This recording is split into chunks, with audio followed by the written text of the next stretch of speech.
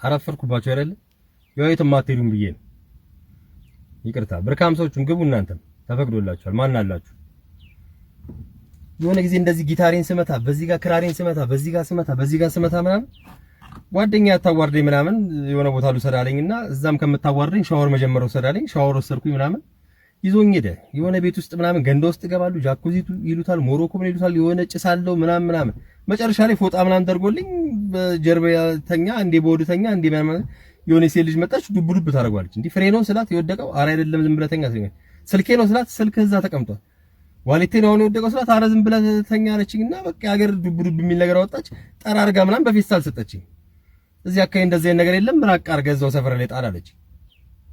ሌላ ጊዜ ስመጣ ግን አስቆርቁረና ምናምን አለችኝ። በቃ እሱ ነገር ጭንቅላቴን ስለነካው የሻወር ቤት ዲጂ ሆንኩኝ። ሻወር ቤት ሳሙና ሰጣለሁ፣ ፎጣ ሰጣለሁ፣ ሳንቲም እቀበላለሁ ምናምን ነገር። ባለቤቴንም እዛ ነው ያወቅኳት። ኡሩር ትመጣለች ምናምን እሷም ዱብ ዱብ ታደርገዋለች። ሳንቲም ከፍላ ስትወጣ ምናምን ስገባ ባካፋ ሚዛቅ በጣም የወደድኩላት ነገር። ባልና ሚስት ከአንድ አይነት ትቦ ይቀዳል አይደል የሚባለው። ተጋባን ምናምን ልጅ ይወለድ ተባለ። ሴት ይሁን ወንድ አዋቂ ቤት እንዲተባለ ሴት እንድትወልዱ እንዲያርጉ ወንድ እንድትወልዱ እንዲያርጉ አሉ። ወደ ቤት ሄድን። እሷ ሴት ካልተወለዳለች ሴት ልጅ እንዴት ትወለድ ብሎ ሰው በአሁን ሰዓት ይመኛል። ሴት ከምትሰጠኝ እኮ መሀል በሆን ይሻላል የሚባልበት እኮ ጊዜ ነው ያለው። ጋንዲ ልትወልጂ እኮ ቁጭ ብለሽ ውጪ ወንድ ልጅ እኮ ብልቱን ይዞ እኮ የሚጠብቅበት ጊዜ እኮ ያለው። ባልጠፋ ሴት ህፃን ልጅ ምን አይነት ስሜት ሴንስ እንደሚሰጣቸው እኮ ግራ እኮ ነው የሚገባው። እንደምንም ጠብቀሽ አሳድገሽ ሴት ልጅሽ ምናምን ለአቅመ ሴትነት ምናምን ስትደርስ እኮ አንዷ ሲደፋባታል፣ አንዱ በስለት እንትን ይላል፣ አንዱ ከ3ኛ ፎቅ ላይ ይጥላል፣ አንዱ ከ4ኛ ፎቅ ላይ ይጥላል፣ ከ5ኛ ፎቅ ላይ ይጥላል። ጉድ እኮ ነው። በአሁን ሰዓት እኮ ሴት ልጅ እኮ መውለድና ማሳደግ እኮ በጣም አስፈሪ ሆኗል እኮ። እንዴ በልጅነቷም ተሳቀ እየጠበክ በትልቅ ሆናም ለሴትነትም ደርሰ ተሳቀ የመደፈሯን ጊዜ ምናምን አሳልፈ እንደምንም ታግለ ምን አሳልፈ ከፍ ብላ ደረሰችልኝ ምናምን ስትል ደግሞ አንዱ ሸዋዬ ከየወረወረ ይጥልልሃል። በመከራ በዚህ ኑሮ ውድነት ያሳደግካትን ልጅ በሱ ተጣላን። ባለቤት ሄደች ወደ ቤቷ። እንደምንም አባብዬ ደግሞ ጠሯትና እሺ የፈለግሽው ይወለዳል ምናምን ብዬ መብራት ይጥፋ ይብራ በሚል ደግሞ እሷ አፍጥጬ ነው ፈልገው አለች። እኔ ደግሞ እሽኮረመማለሁ መብራት ካልጠፋ። እንደገና ተጣላን። ሄደች። አሁንም ቤተሰቦቿ ብርዱ ግራ ሲያጋባኝ እደውላለሁ። እናትየዋ አለሱ ሽንት ቤት ገብታ ነው ከነገ ወዲያ ትወጣለች ምናምን አሉኝ። አንተ ቤቢ ግን አከፍልም እንዴ ብር የተበደርከውን ባለፈው ሲሉኝ፣ አረ ማዘር በዶክተር ደሞዝ ያውቁት የለ እንዴ ምናምን ያውንም እኮ ወር ደርሶብኛል ምናምን ያው እንዲ ስቃይ እኮ ነው ምናምን አልኳቸው። ያው እንትን ጋውን አርጌ ሻወር ቤት ሲሆን በር ላይ እንትን መስያቸዋለሁ ልታጠብ ምናምን ዶክተር መስያቸዋለሁ።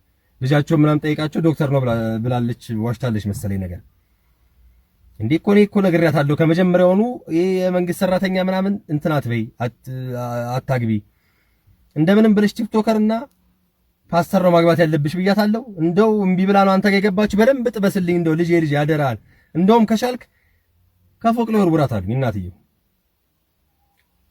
ከአራተኛ ፎቅ ላይ ምናምን ዝም ብለው ወርውራትና ምንድነው ሲባል ገፍትሬያታለሁ እንጂ አልገደልኳትም ማለት ትችላለህ አሉ።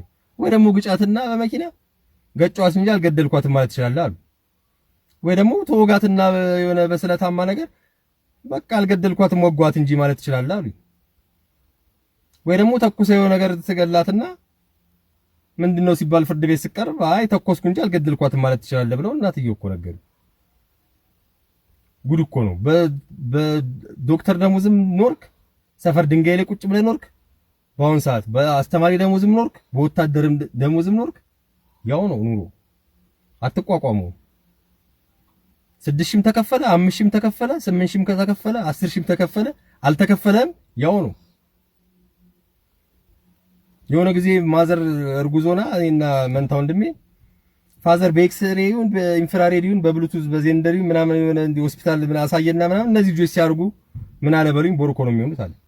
አራ ይባልም ትልቅ ሰው አይደሉ እንዴ ምናምን ተብሎ ገና ኤሌመንተሪ እያለሁ ትምህርቱን ትቼ ጎዳና ስወጣ አላልኳችሁም ያው ቦርኮ ነኝ አለ። ያኛው እየተማረ ነው ምናምን ተብሎ ማዘር እንደምንም ጥራ ያኛው መንታ ወንድሜ ሜዲካል ዶክተር ተመርቆ መጣ። ማዘር እየቀመመች ቤት ልል እያለች ልጇን አስከትላ ስገባ አላልኳችሁም የኛውን ቦርኮ ሆነ አለ ፋዘር።